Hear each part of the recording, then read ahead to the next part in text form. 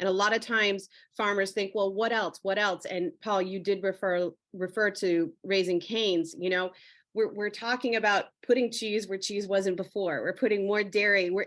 There's an entire chain that is expanding a menu that is known for being non-expanded. So, I mean, I think that's really amazing work. And I think that speaks to where we are trying to meet consumers where they are. We're trying to meet the partners where they are.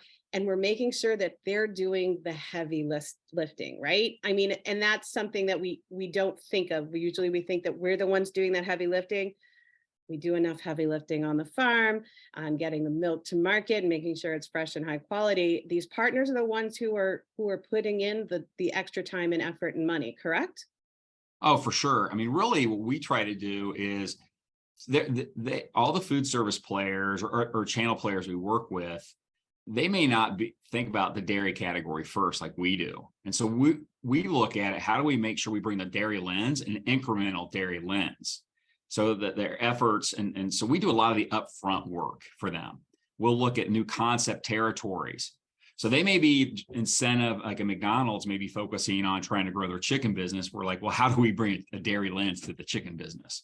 Or, a great example is Raising Cane's. They're an emerging chicken player, one of the top 2 Gen Z's favorite brands, and they do more dollar sales per restaurant than Domino's, McDonald's, and Taco Bell. And they're growing rapidly, but they have a couple of items, very little dairy. So we're like, this company who intends to be bigger than KFC in 2 years, how do we make sure we can get dairy from, whether it's a beverage space or like the cheese with the chicken, or a dairy side? They have no desserts like ice cream.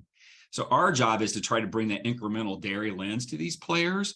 And so we do a lot of the upfront of proving the opportunity space for them, and whether it's a test or consumer concepts. But then they spend the $100 millions in marketing, commercializing it through the system, training their operators how to run it and make it taste great.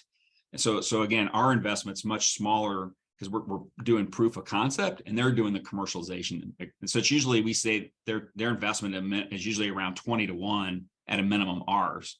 Plus we also, as we work with them, create growth targets, even up front. Even for an existing player like McDonald's or Taco Bell, we still always have annual growth targets and try to, is there a way to keep that volume moving incrementally every year, or is it time to walk away? So we have that challenge and that discussions with them every year.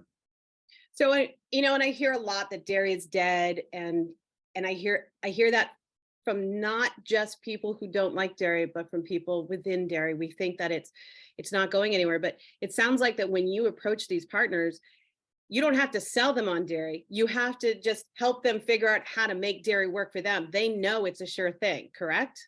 Correct. I mean, one thing I think we're different is we have the lens for the farmer of driving incremental sales. No one else just thinks incremental. A lot of players are amazing quality suppliers, and the industry will tell you we have consistent, great quality supply, but not a lot of people are bringing them growth spaces and growth ideas like we do. So we try to look at what categories we can ignite growth in. I'll give you a great example, Jenny. One right now is creamers. The creamer category is the inverse of milk. Milk's 15 billion, plant-based is 2 billion. So that's 17 billion. The creamers is the opposite, 4 billion plus, and only 140 million are real dairy. The rest is all fake. So thinking incrementally, how do we attack new spaces, attack new categories? How to disrupt, like right now we're working with General Mills. How do we disrupt yogurt? Because you guys think about yogurt, you got Go-Gurt, and then it goes into like some of the adult and flavor. We're looking at new formats of yogurt. And in the short term, we're getting base hits and doubles with General Mills. We've launched Ratio, helping them with keto, bringing the whole milk knowledge of fluid milk into the yogurt with but also making it fun. Bringing emerging cereal with yogurt, with their cereal toppers, trying new things to make it more modern and relevant.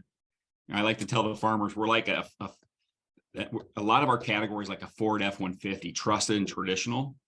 But the kids today, they also say, give me a cool Ford Bronco, or they want premium, give me a Raptor, which, so we have a lot of spaces to grow on the premium side, the experiential side.